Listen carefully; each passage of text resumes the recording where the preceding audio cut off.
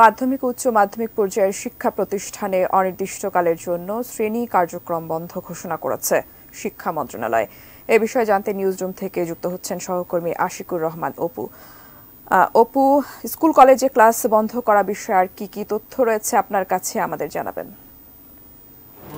মূলত ইন্টারমিডিয়েট বা কলেজ আমরা যেটাকে বলি উচ্চ মাধ্যমিক পর্ব, সে উচ্চ মাধ্যমিক পর্ব এবং মাধ্যমিক স্কুল, আমরা যদি বলি মাধ্যমিক এবং উচ্চ মাধ্যমিক শিক্ষা বোর্ডের অধীনে যে সমস্ত শিক্ষা প্রতিষ্ঠান আছে তাদের ক্লাস অনির্দিষ্টকালের জন্য বন্ধ। এটা শিক্ষা মন্ত্রণালয়ের একটা সংবাদ বিজ্ঞপ্তি, যেটা কিছুক্ষণ আগে আমাদের হাতে এসেছে। একই সঙ্গে পলিটেকনিক ইনস্টিটিউট যেগুলো আছে সেগুলোরও ক্লাস পরবর্তী কার্যক্রম বা পরবর্তী নির্দেশনা না দেওয়া পর্যন্ত বন্ধ থাকবে। অর্থাৎ আমরা প্রাথমিক এবং গণশিক্ষা অধিদপ্তরের কোনো বিজ্ঞপ্তি এখনও পাইনি।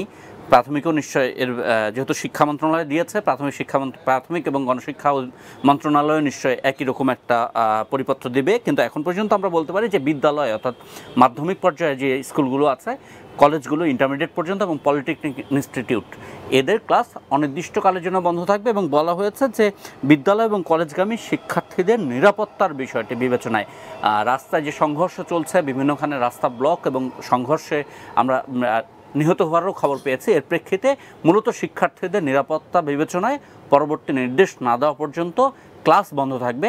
এর মানে কিন্তু কলেজগুলো বন্ধ থাকবে না, অর্থাৎ ক্লাস শুধুমাত্র বন্ধ থাকবে। দাপ্তরিক কাজের জন্য কলেজ যেগুলো খোলা থাকার কথা সেগুলো খোলা থাকবে। আগামীকালকে তো একটি রাষ্ট্রীয় ছুটি আছে, তারপর দিন থেকে আসলে এই ক্লাস বন্ধের যে নির্দেশনা সেটি চালু হবে, আমরা যা বুঝতে পারছি এখন পর্যন্ত।